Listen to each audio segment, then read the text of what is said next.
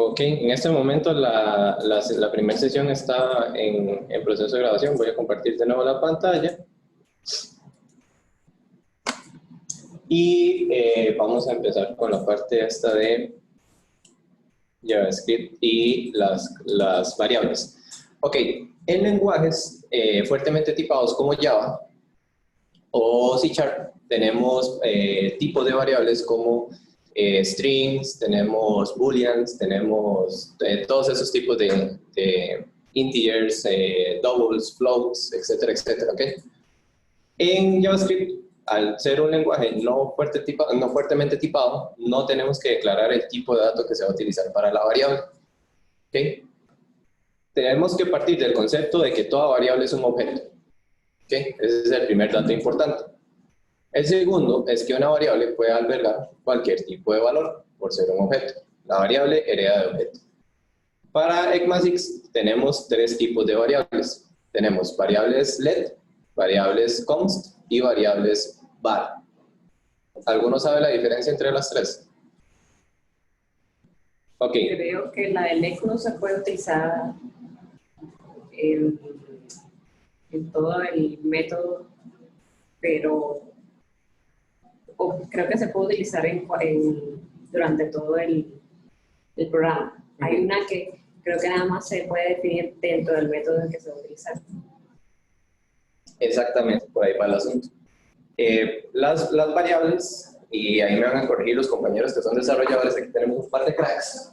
Este crack, el crack y todos los cracks que están aquí, me van a corregir si estoy equivocado, pero las variables que se declaran como let son variables que están limitadas a un scope. Entonces el scope puede ser, dependiendo de dónde se declare, el scope puede ser la función o el scope puede ser un bloque de código. ¿Okay? Lo que quiere decir que si yo declaro una variable let dentro de un if, esa variable let va a existir dentro de ese if. Una vez que salimos del if, ya no vamos a poder acceder a esa variable. ¿Listo? Entonces vamos a hacer un par de ejemplos. Y para eso tenemos la consola de Chrome. Entonces, podemos declarar perfectamente una variable, let name, por ejemplo, y agregarle un nombre. ¿Listo? Si yo accedo a la variable name, vemos que tiene un string. Voy a hacerlo un poquito más grande para que puedan ver mejor. ¿Se ve mejor? Sí, gracias. Con mucho gusto. Ok, entonces, como pueden ver, podemos asignarle básicamente cualquier valor. Acabo de cambiar el valor de la variable nombre de un string a un integer. No tuve que redefinir la variable, ni tuve que cambiar el nombre a la variable, redeclararla, ni reinicializarla, ni nada por el estilo. Si yo escribo name en la terminal, en la consola, vamos a ver que tiene un valor asignado de 1. ¿Ok? Ahora, ¿qué es un var? Un var es una variable igual. Es una variable que es de tipo objeto y que puede albergar cualquier valor.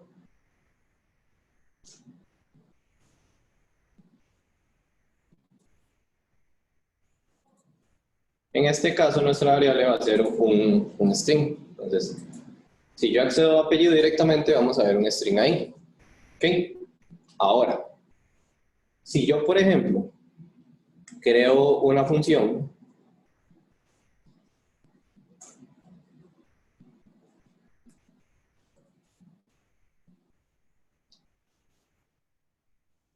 bueno, no, voy a crear un if sencillo. Vamos a declarar una variable, no sé.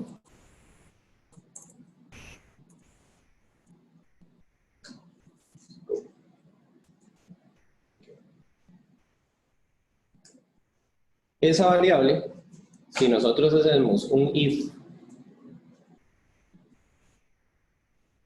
debería funcionar.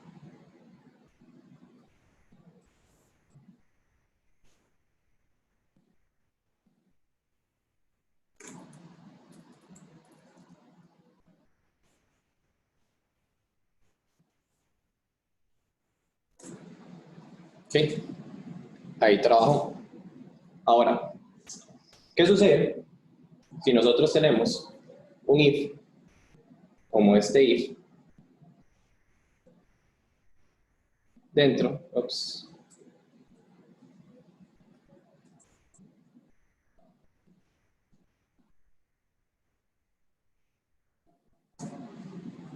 declaramos una variable LED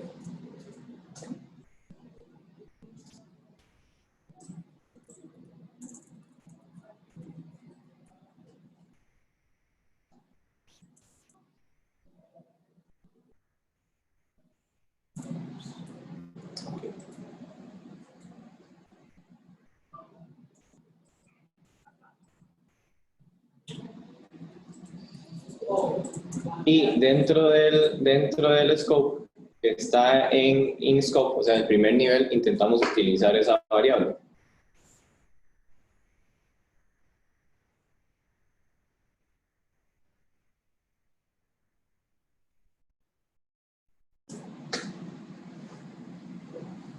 Nos dice que second level no está definido.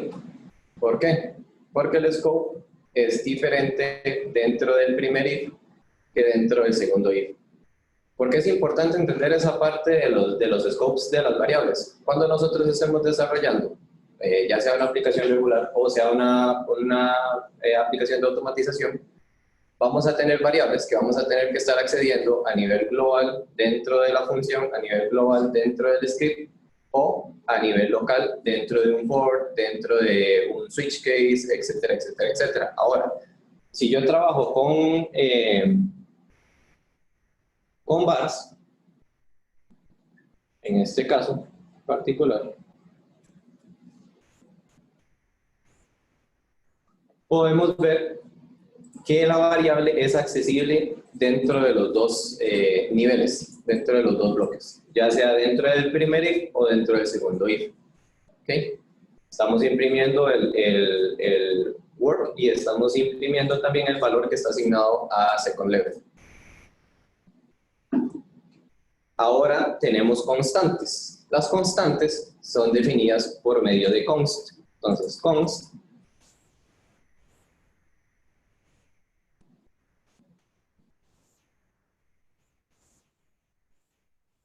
las constantes son variables que no pueden cambiar su valor, ¿verdad? Entonces, si nosotros necesitamos definir una constante, un valor que tiene que ser constante, que no puede ser modificado, esta es la forma en la que definimos una constante. Esa es la diferencia entre var, let y const. ¿De momento tienen alguna pregunta? ¿Cuál es el tipo de variable que es más dinámico? O sea, el que más se utiliza en este tipo de programas. Las tres. Las tres. Sí. Pero, por ejemplo, ahorita cuando pusiste el LED dentro del segundo nivel, es que no lo dejó, y de pronto el bar sí lo deja, el bar lo permite definir a cualquier nivel. Sí, eso va a depender de las necesidades de lo que usted está desarrollando. Porque, por ejemplo, si yo necesito tener una variable privada dentro del scope del segundo if y que solo existe en esa parte y que no sea accesible desde afuera, yo debería estar creando esa variable como un LED. Si yo necesito acceder a esa variable desde afuera, o sea, que sea a nivel de todo el script, lo puedo declarar como un var en ese momento. O puedo declarar el LED a nivel de todo el script y hacer una asignación del valor o una modificación del valor dentro del scope del segundo if, haciendo referencia a la variable. La LED y el var son más similares. Son muy similares. Normalmente, por estándar, se utiliza LED en scopes que son privados, digamos, específicos de una acción que usted quiere realizar en un scope en particular, y puede utilizar el var como una variable global. Y las constantes, cuando usted necesita definir un valor, que pase lo que pase, usted necesita que nadie cometa el error de modificar ese valor. ¿Okay? Entonces ahí define una constante, ya sea para declarar URLs, para declarar, no sé, un test data, cuestiones así. La constante funciona bastante bien. ¿Alguna otra pregunta? No. ¿Todo claro como el río sucio? Pues claro, como el río. Pues lo de las variables sí, pero me quedan muchos conceptos ahí, como la parte inicial sobre todo. Pues yo me imagino que Francisco nos está mostrando la parte del código para entender lo de las variables. Ajá. Lo del código de variables lo tenemos. No, sí, esta parte sí. Sí. Pues nombró muchas cosas al inicio que sí no fueron tan claras, pero pues supongamos ahí que faltan más claras como los ejemplos. Ok. Entonces, De cualquier forma, si tiene alguna pregunta, la que sea, la tira y con muchísimo gusto. Ahorita sí, ya sí, me las, pero estaba sí. preocupado. no, Se tiene que haber preocupado. Estaba tan encargado que no quise interrumpirlo, pero era una pregunta respecto, cuando se estaba hablando de los lenguajes, ¿cómo es la palabra utilizar? Lenguaje, Fuertemente tipado y no fuertemente tipado. ¿qué es fuertemente tipado? Fuertemente tipado es un lenguaje en el que usted tiene que definir exactamente el tipo de dato que va a albergar la variable. O sea, ser muy explícito. Ajá, por ejemplo, en Java. En cambio, es no tipado porque pues, cualquier variable le puedes tomar cualquier tipo de Es valor. lo que hemos Exacto. explicado al principio, que le pusimos un valor y era un entero. Después una numérica y un Exacto. numérico. Así. Exactamente. No hay que ser tan explícito. Sí, lenguajes como JavaScript y Python son lenguajes que no son fuertemente tipados. Entonces usted puede tener una variable a la cual le puede asignar cualquier cosa. Tiene sus pros y sus contras. Sí, no había escuchado como tal la palabra. ¿Ok? Listo. Entonces, eso del lado de variables. Ahora, pasamos a la segunda diapositiva, que son operaciones numéricas. ¿Ok? Vamos a hacer operaciones numéricas y vamos a trabajar operadores lógicos y operaciones sobre strings. ¿Ok? Entonces, las operaciones numéricas son súper sencillas, es exactamente igual que en cualquier otro lenguaje. Por ejemplo, si nosotros queremos hacer una suma de dos números, tenemos 4 más 4. Es importante, por la flexibilidad que tiene el lenguaje, que no hagamos algo como sumar una variable integer con una variable string. ¿Por qué? Porque en ese caso, el lenguaje va a tomar el string y va a tomar la variable integer y va a decir, si aquí hay un más, no tengo que sumar los valores, tengo que concatenarlos. ¿Okay? Entonces, por ejemplo, si yo tengo número 1,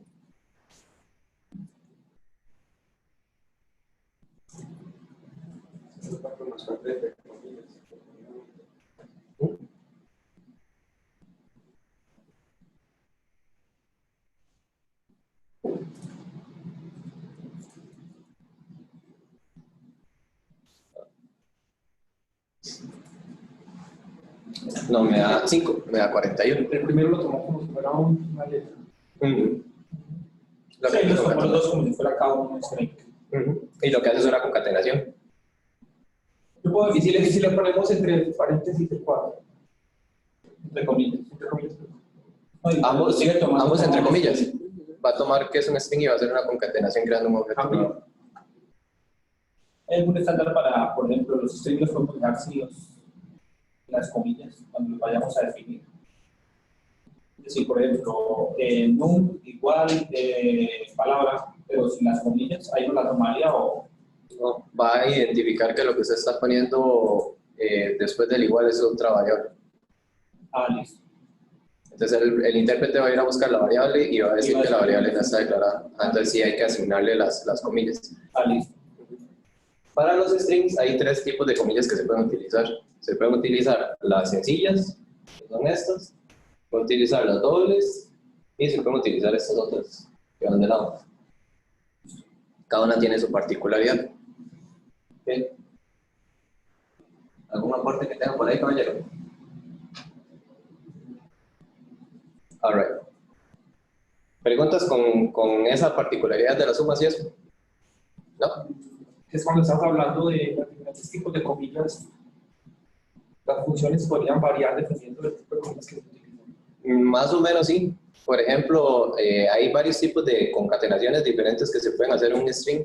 Entonces, dependiendo de las comillas, así se pueden trabajar distintos tipos de concatenaciones.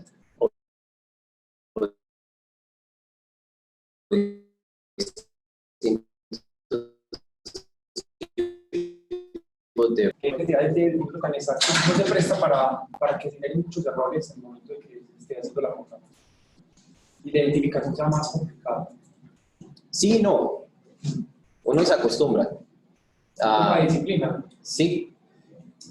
Yo no me he enfrentado con tantos problemas de programación, para serles sincero, porque uno desarrolla el programa y usted va pensando qué va a recibir y qué va a enviar. Y normalmente las funciones, hay dos detalles con eso. Las funciones tienen que estar correctamente documentadas para usted saber qué recibe y qué envía. ¿Okay? Y lo otro es que los nombres de las variables deberían de ser intuitivos. De esa forma va a facilitar que usted no cometa errores enviando datos que no son los que deberían funcionar. Y la tercera situación que se da normalmente es que cuando se envía un dato que no es correcto en el procesamiento de la data que usted está enviando en esas variables, va a tirar errores. Pues, por ejemplo, si usted está haciendo una suma y usted espera un 5 del resultado y salió un 41 como un string, en algún momento su código va a reventar. Y va a decir, usted está haciendo una operación en un integer sobre ese string, por ejemplo. Eso. El problema muy importante con el que uno se encuentra es que no hay un precompilado del código, ¿cierto? O si hay un precompilado, no le va a mostrar los errores. Porque si usted compara una variable o realiza una revisión de una variable con cualquier número, y al final llega otro valor diferente, no le va a mostrar a usted eso. ¿Sí? O yo estoy declarando esta variable, la estoy comparando con otro número, pero por allá en otra parte se le está asignando un texto.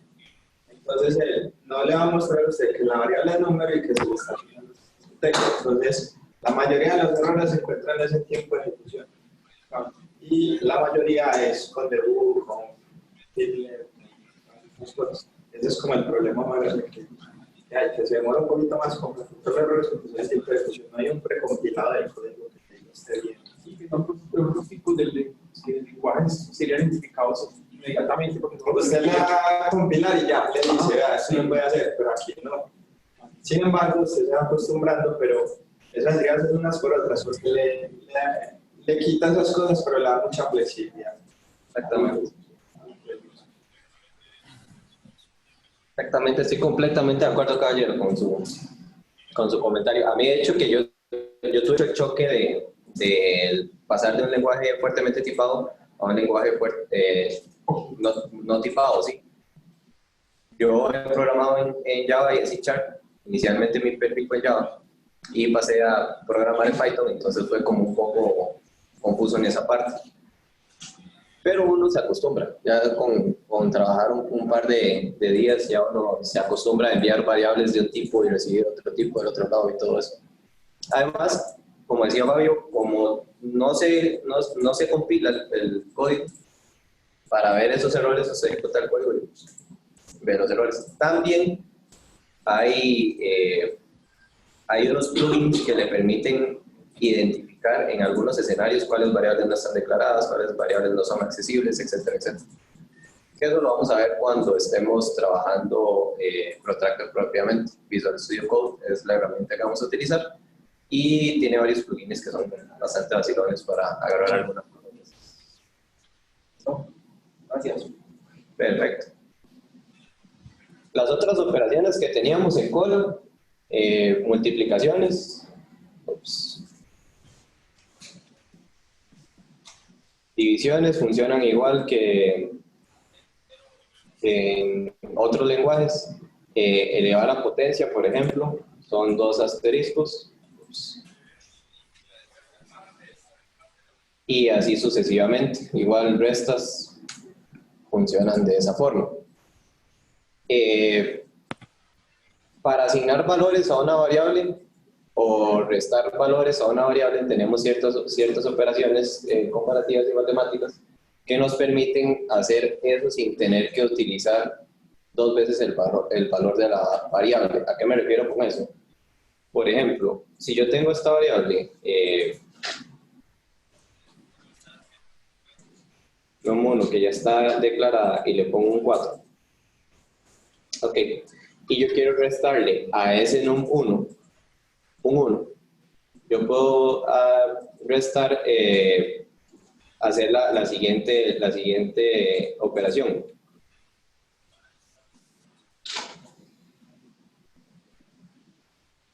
Ok, y me resta 1. Ahora, también puedo acortar mi código esta forma. Y eso me resta. Entonces son operacioncillas que normalmente se dan en ese tipo de situaciones. Igual si necesitamos sumar, por ejemplo, podemos hacer una asignación más suma. Si necesitamos concatenar, etcétera, etcétera, podemos utilizar esas opciones. Para ¿Cómo se comparar usa el operador módulo en este lenguaje? Mod. porcentaje. Ok. Ok. Para hacer comparaciones hay varios tipos de comparaciones. Por ejemplo, está el igual. Y tenemos esos tres iguales que hacen una comparación dentro del valor y el tipo de dato, específicamente. Es bastante particular, no he visto eso en otros lenguajes. En JavaScript me topé con esa particularidad. Entonces quería comentarles que ese operador existe. Igual existe el mayor que, existe el menor que, etcétera, etcétera. De momento, ¿alguna duda con respecto a operaciones matemáticas? No. Entonces, vamos con strings. Los strings en JavaScript tienen varias operaciones, igual que en Java. ¿Por qué enfatizo un poco en la parte de operaciones sobre strings? Cuando automatizamos, necesitamos interactuar mucho con texto. Texto que vamos a enviar a un componente, texto que vamos a recibir de un componente, texto que vamos a modificar del UI para poder generar un error, para poder interactuar con otros elementos, para crear un form, para obtener data de un error, por ejemplo. Hay errores que tienen un /n porque se estructuraron de una forma para que aparezcan en el UI, pero necesitamos hacer una comparación del texto sin ese /n, entonces tenemos que hacer operaciones sobre esos strings. Hay ciertas situaciones en las que, por ejemplo, tenemos un componente como un select y las opciones del select tienen varios atributos, tienen value, tienen text y tiene ID. Entonces, dentro de ese value tenemos un ID, dos puntos, el valor que estamos esperando como texto. Para obtener solo el texto tenemos que hacer operaciones sobre esos strings. ¿Okay? Entonces, vamos a hacer un par de operaciones sobre strings. La primera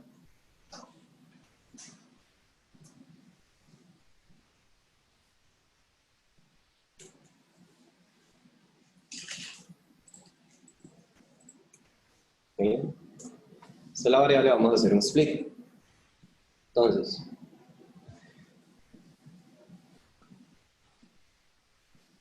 para hacer un split,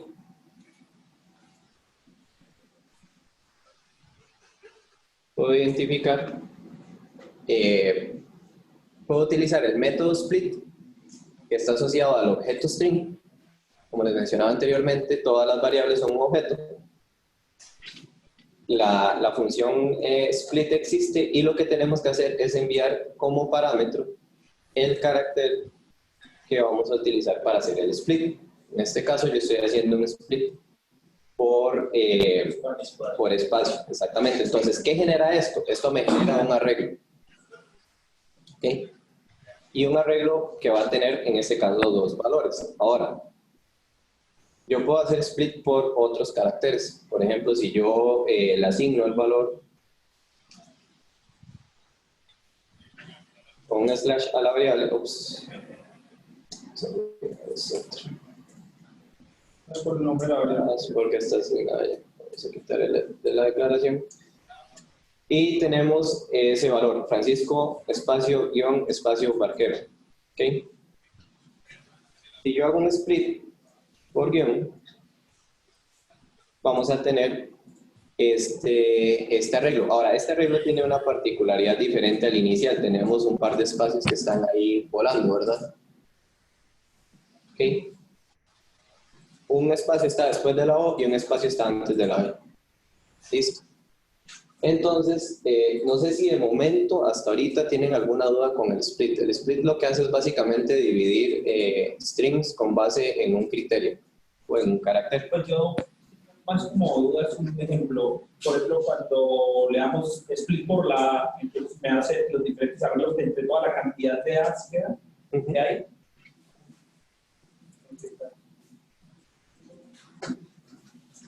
Es lo que hace, segmenta el el texto con base en ese criterio que se está agregando. ¿Okay? Ahora, ¿alguna otra pregunta? ¿No? Okay. Con el ejemplo anterior de este split, vamos a hacer lo siguiente. Vamos a asignarle esto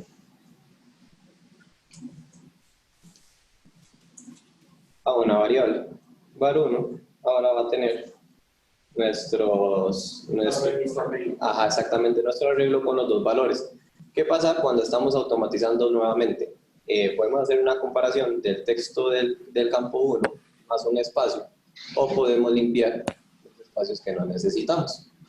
Para limpiar espacios que no necesitamos, tenemos esta función. ¿Okay? Trim lo que hace es eliminar espacios que están al inicio o al final de un texto. En este caso, la posición length menos 1. Esta sería la última posición. Si yo hago un trim del 1, que sería el valor de Parker, entonces ahí sí me va a remover la posición 0 del subarreglo.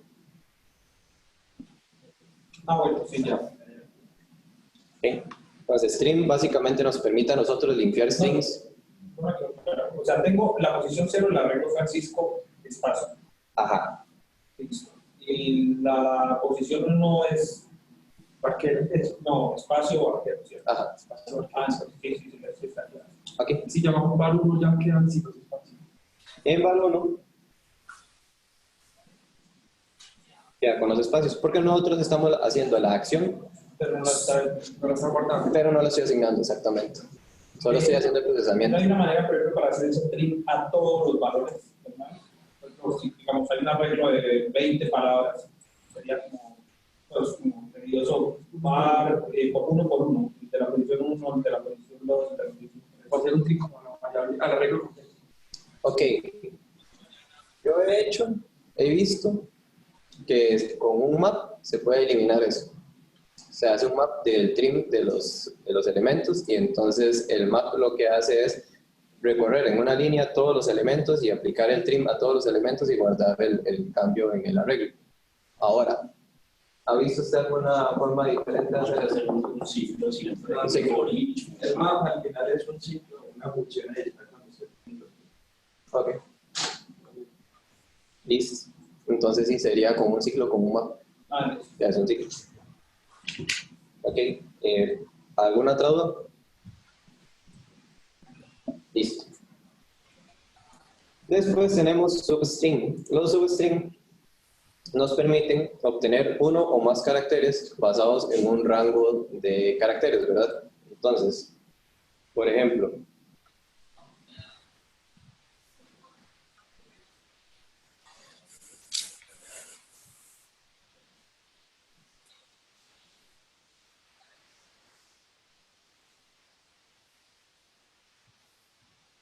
y tengo nombre, es Simón. ¿Qué pasa si yo quiero obtener a partir de la S, después de la S, el texto que está presente? ¿Cómo se les ocurre? Necesito hacer el substring. Uy, questa lampada parso. La posición 1 para 0, el 0 sería la S. Sí. Pues, Ok, en este caso tenemos esta función, ¿verdad? Entonces es a partir de dónde y hasta cuándo. ¿Mm? y bueno, ahí la duda que teníamos con la parte. Y el 0 o 1, porque los arreglos siempre 0. ¿Empiezan desde la posición 0 o desde la 1? Podemos hacer desde la posición 0. Ahí tomaría, o sea, la posición 0 es la S. Entonces pasa todo.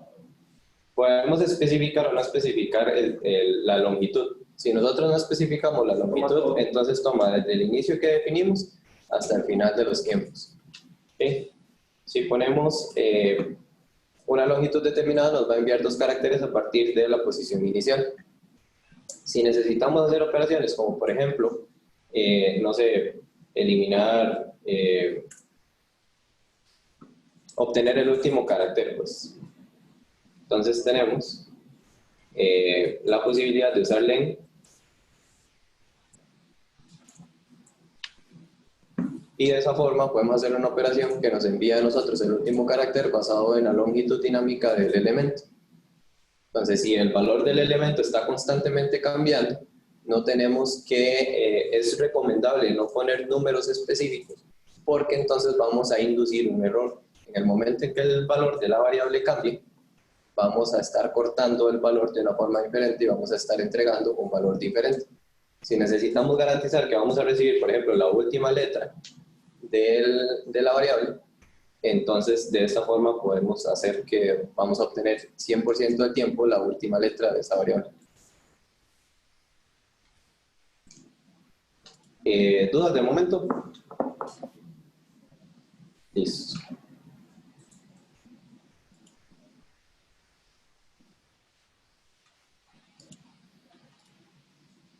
Ok, vamos a trabajar ahora un poco de la parte básica de estructuras de código. En las estructuras de código vamos a ver lo que es if, switch, for y for each. ¿Okay? Más que todo lo que es la declaración, como para que comparen con otros lenguajes con los que ustedes tengan experiencia, como para ir familiarizándose con el lenguaje. Entonces, un if es bastante similar a los if normales.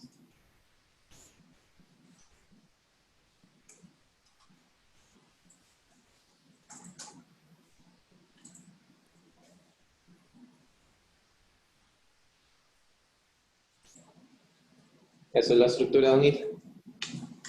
Siempre requiere paréntesis. Por ejemplo, en Python no requiere los paréntesis, no lleva llaves y lleva 2 puntos al final. En JavaScript se hace de esta forma, yo creo que es exactamente igual que en Java. Y en ese caso se evalúa la expresión. Si necesitamos utilizar un else, lleva la misma estructura.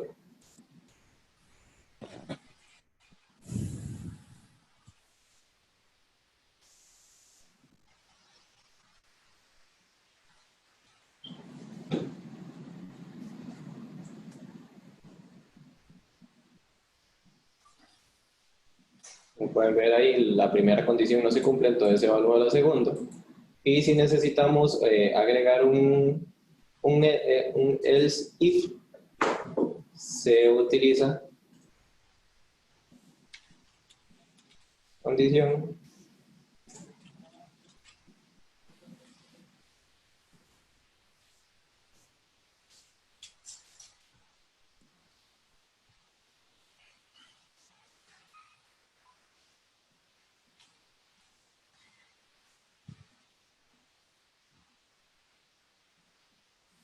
y ahí tenemos un else if.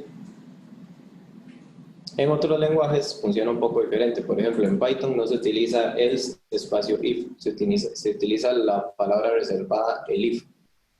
Entonces, dependiendo del lenguaje, así varía la estructura de las condiciones, de las sentencias de condición. Y por eso quería mostrarles el ejemplo como para que relacionen con los lenguajes con los que están familiarizados.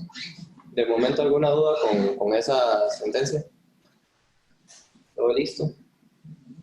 Ok. Tenemos el for.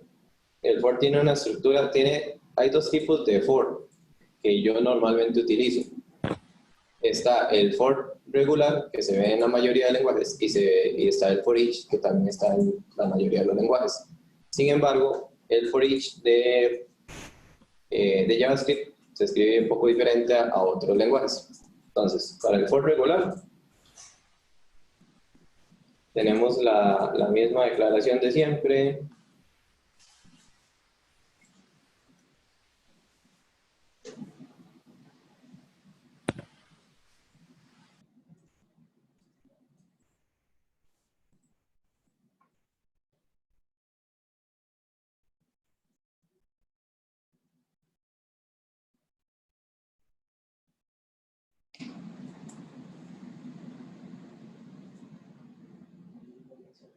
El primero sí.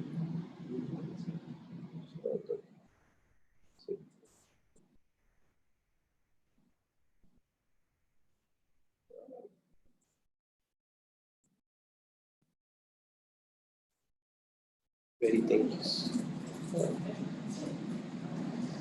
Ok, ese es un for regular. Y está el for each, que es iterar sobre un elemento que ya existe.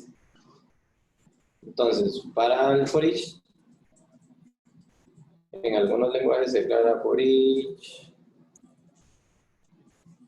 en otros lenguajes se declara for in tal cosa, etcétera, etcétera. En este caso, se declara como for in de esta forma. Entonces, ¿qué va a guardar i en ese caso? Y va a guardar el índice del elemento que estamos iterando. ¿Okay? Entonces, en este caso, si yo imprimo i,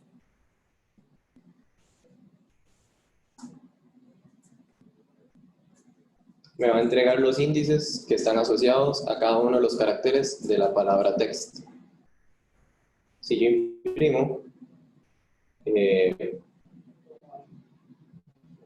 vamos a asignar esto a una variable.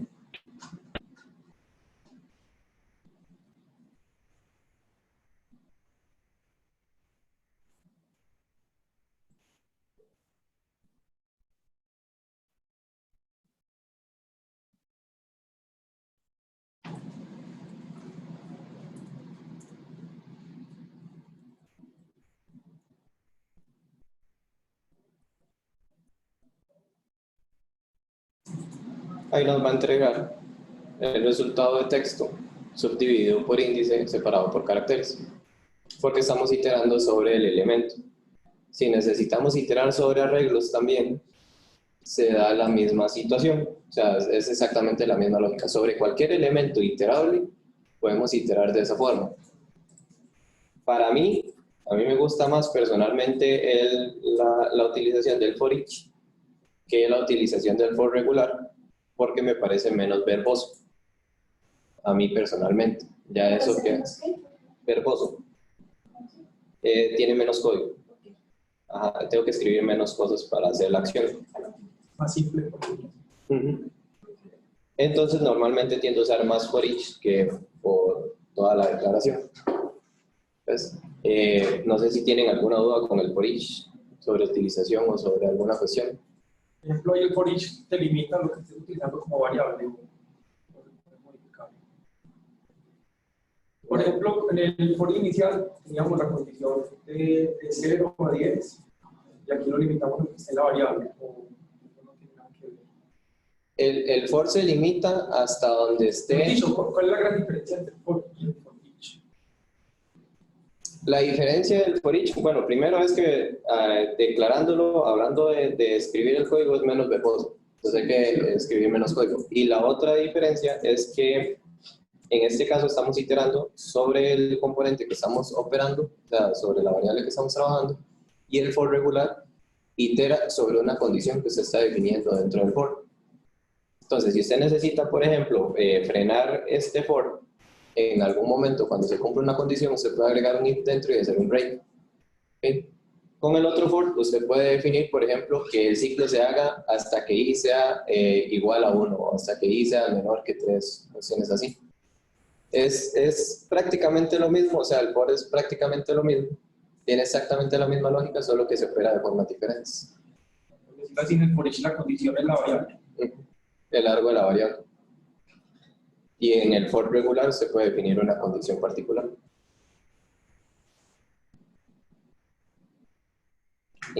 Vamos a ver. Ese sería el for. Un detalle que no he mencionado y que creo que ya han estado notando. Para imprimir en consola en JavaScript, normalmente se utiliza console.log. Si necesitan imprimir errores, utilicen console.error. Error. Ajá. El console.error redirecciona el output a una terminal de error. El console.log imprime en el log normal. ¿Okay? Entonces, normalmente cuando se hace un try catch, en el catch se utiliza console.error para reportar el error. Y cuando se está haciendo cualquier otra operación, debugging o impresiones de cosas, se utiliza console.log. Después tenemos el switch case. El switch case es bastante sencillo.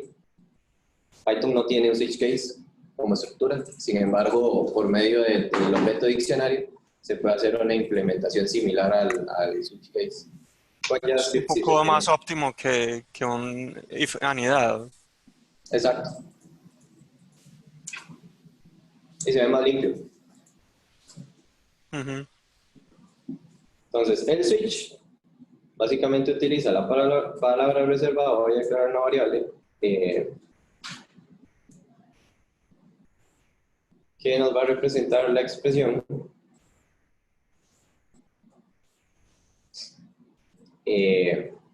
nos va a representar la expresión o la condición que vamos a enviar al switch. ¿Okay?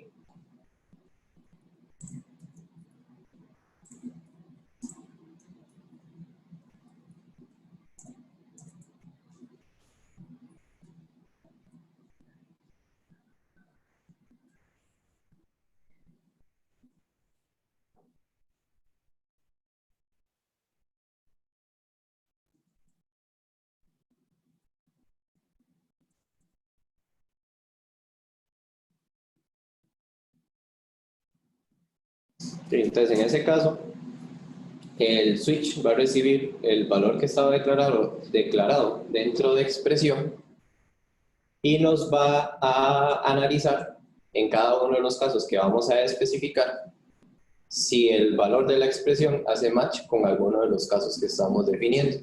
Si hace match, entonces va a entrar al case, va a hacer la acción que se necesita realizar y al final va a ser un break del case, lo que nos va a garantizar que no se van a ejecutar las otras condiciones que están abajo.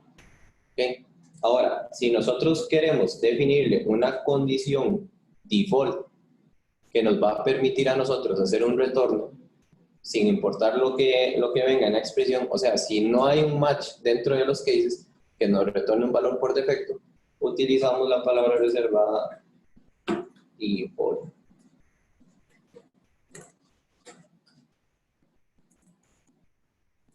Default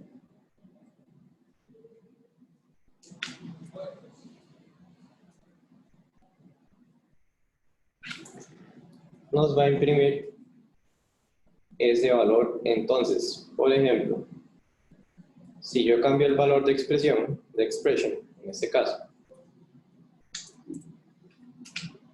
expression, el valor 1 no va a hacer match con el case que nosotros tenemos en ese momento. Entonces, por defecto, nos va a enviar un retorno por default. En este caso, el case tiene que ser exacto a lo que contiene la variable. O sea, si le mandamos sin la A, no lo matcha. No, no hace match. Tiene que ser una comparación exacta. Tiene que haber un true o un false. ¿Okay? ¿En qué casos es beneficioso este tipo de estructuras? Por ejemplo, cuando estamos haciendo la inicialización de un WebDriver y tenemos la posibilidad de ejecutar el WebDriver o crear un objeto de WebDriver que sea para Chrome, que sea para Firefox, Safari, Internet Explorer, etcétera, etcétera, y cada una de esas WebDrivers va a tener un conjunto de capabilities diferentes, agarrándome del curso que hicieron la vez pasada, a los basics. ¿Okay? Entonces, ¿en qué nos beneficia esta estructura switch case? Yo puedo hacer una clase que sea como un factory que me va a entregar a mí WebDrivers dependiendo del browser que yo le esté enviando para que se creen. ¿Okay? ¿Qué pasa si yo, por ejemplo, cometo el error de que envío el browser de forma incorrecta? El nombre del browser de forma incorrecta. Pueden suceder dos cosas. La primera cosa es que yo no haya declarado un default y entonces la ejecución se va a caer. ¿Okay? ¿Por qué? Porque no puede crear un driver, ¿verdad? La segunda es especificar dentro de la documentación que si se envía un nombre de un browser que no está soportado, automáticamente el framework va a ejecutarse en Chrome. Entonces yo puedo definir como default que en caso de fallo, ejecute en Chrome. Podemos ahí hacer el ejemplo quitando el default, a ver cómo se cae. Y cuando dice se cae, no. En este caso, lo que haría es simplemente no retornar. no hace match. Entonces, como no hace ningún match, O sea, absolutamente nada. ajá, entonces, en teoría, basándonos en el ejemplo que les acabo de mencionar, me estaría retornando una variable WebDriver que es nula. Entonces, a la hora de inicializar la interacción con el browser, se va a caer la ejecución. ¿Okay? Si nosotros utilizamos el default, podemos utilizar Chrome por default como un fallback. Entonces, si cae, se cae, no importa, levanta en Chrome. ¿Okay? ¿Dudas con respecto a eso? Ok. De momento, ya llegamos a las 4, ya se nos cumplió el tiempo, entonces esta es como la primera parte de los basics de JavaScript. Para la siguiente sesión, lo que vamos a trabajar va a ser una cuestión más de orientación a objetos. Entonces, hay dos cosas que quería explicarles. Primero, por qué estamos usando un browser y no estamos utilizando un intérprete. JavaScript tiene la particularidad de que corre prácticamente en todo lado, igual que Python. Y quería mostrarles que si quieren hacer ejercicios, no necesitan instalar npm, no necesitan instalar un intérprete, no necesitan tener un editor de texto, sino que pueden abrir la consola de cualquier browser y pueden ejecutar los scripts que necesitan hacer. Si están automatizando y quieren hacer una prueba sin necesidad de hacer debugging dentro de su código o no modificando ciertas cosas de su código, pueden copiar ese segmento o pueden copiar esa función, pegarla aquí y hacer modificaciones sobre la función, ver los outputs que está entregando esa función y después tomar la función finalizada y moverla a su código otra vez. Entonces es como un tip. Y la última operación de strings, que es súper rápido, es concatenación. Hay 3 formas de concatenar en strings. Como ahorita con el más. Ajá. Por ejemplo, puede hacerse con el más. ¿Okay? Puede hacerse con un punto concat.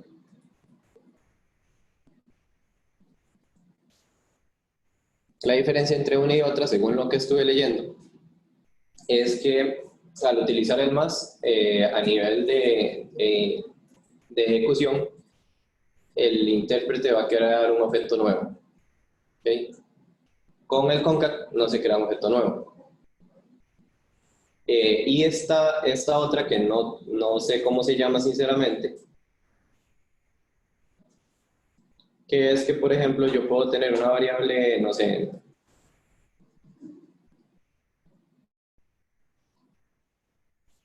¿ok? Y puedo tener un texto.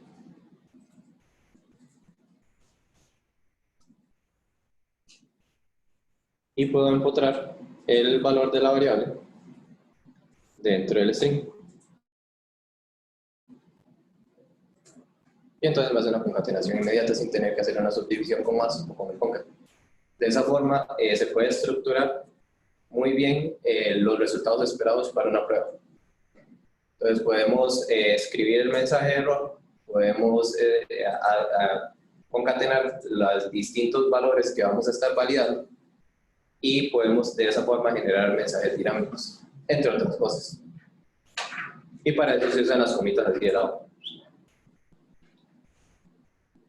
Y eso sería por hoy. No sé si tienen alguna duda con respecto a la concatenación. No respecto a lo que dijo, sino cuántas sesiones está planeada el training. Ok. Originalmente son aproximadamente unas 16 sesiones. Pero va a depender mucho de la velocidad con la que avancemos. Por ejemplo, la parte de JavaScript yo la había dividido en 4 sesiones. Es muy probable que trabajemos 2 nada más. ¿Okay? Entonces ahí vamos a ir reduciendo sesiones dependiendo de qué tan rápido avancemos y de qué tantas preguntas vayan surgiendo en el curso. Un detalle que es sumamente importante. El curso se dividió en días dentro de la semana, dejando un día de intermedio de descanso, porque se va a estar entregando tarea para cada una de las sesiones cuando empecemos Protractor. Y esto quiero aclararlo ahorita y desde el inicio. Si no se hacen los ejercicios de la sesión de lunes, por ejemplo, no, el miércoles no van a venir a hacer nada. ¿Okay? ¿Por qué? Porque no van a tener el material para poder trabajar. ¿Okay? Es estrictamente necesario tener. Es estrictamente necesario. Como ven ustedes, yo no hago presentaciones, yo vengo y hago cosas de código, y explico el código. Entonces, ¿qué va a pasar en ese escenario? Yo hago una parte inicial del código. Les doy de tarea que terminen X, Y, Z sección. La siguiente clase yo me voy a agarrar de esa implementación para continuar el desarrollo.